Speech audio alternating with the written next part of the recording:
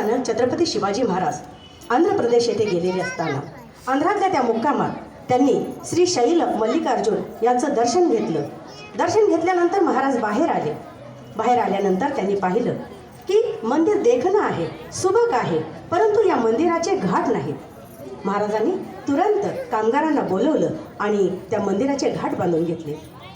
एके दिवशी असंच मंदिराचं दर्शन घेऊन महाराज कळसाचं दर्शन घेण्यासाठी वरती पाहिलं. त्यांनी त्यांच्या लक्षात आलं मंदिराला 4 कोपरे आहेत, पण त्या चारी कोपऱ्यावरचं एक गोपूर नाही आहे. 3 गोपूर आहेत, एक गोपूर अपूर्ण आहे. त्यांनी कामगारांना बोलवलं आणि विचारलं किती खर्च येईल. कामगारांनी तो खर्च सांगितला. महाराजांनी तो खर्च त्यांना दिला आणि पुढच्या मोहिमेस निघून गेले. मला एवढं सांगायचे की ते जे कामगार होते ते कामगार म्हणाले हा राजा महाराष्ट्राचा आहे. आत्तापर्यंत इतके राजे आले गेले, पण कोणाच्या हे लक्षात आलं नाही. हे लक्षात आलं माझ्या छत्रपती शिवाजी महाराजांचं. त्यांचं हे कार्य स्मरणात राहावं म्हणून त्यांनी काय केलं तर स्वतःची वर्गणी काढली, स्वतःचे पैसे त्यांनी गोळा केले आणि त्या अपूर्ण राहिलेल्या गोपुरात छत्रपती शिवाजी महाराजांची मूर्ती बसवली. महाराजांच्या जिवंतपणी बसवलेली पहिलं स्मारक, महाराजांच्या जिवंतपणी त्यांचं झालेलं हे पहिलं स्मारक होतं.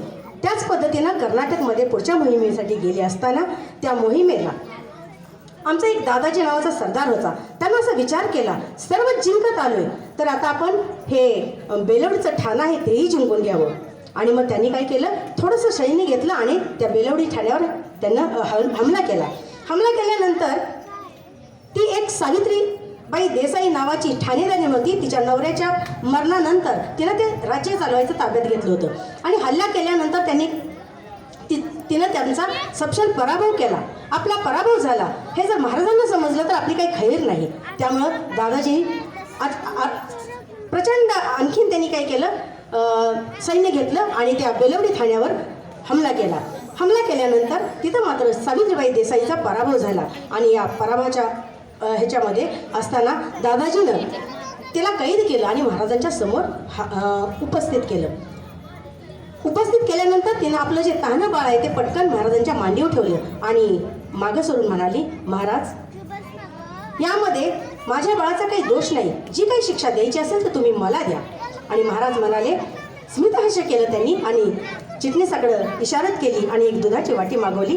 तो आपला प्रसंग मुलीने सांगितलेलाच आहे, मी थोडक्यात आवडते. मला एवढंच सांगायचे की त्या सावित्रीबाई देसाईनं तिला महाराजांनी शिक्षा दिली नाही, तिला बहीण मानलं, त्या मुलाला भाचा मानला आणि वतनासाठी त्याच्या आणखीन जोडून देण्याचा प्रदेश दादाजीला त्यांनी काय केलं आज्ञा दिली.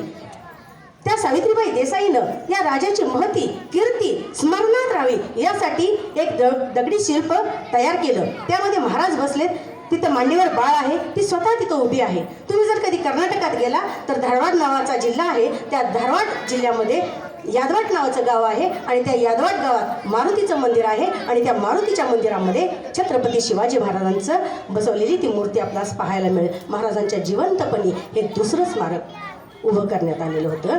मला एवढंच सांगायचे की महाराजांची कीर्ती फक्त आपल्या देशापुरतीच मर्यादित न राहता जिथं जिथं मानव वस्ती अस्तित्वात आहे तिथं तिथं महाराजांची कीर्ती आपल्या आहे. एवढ्या महान राजाला वंदन करते आणि इथंच माझे 2 शब्द थांबवते. छत्रपती शिवाजी महाराज की, छत्रपती शिवाजी महाराज की.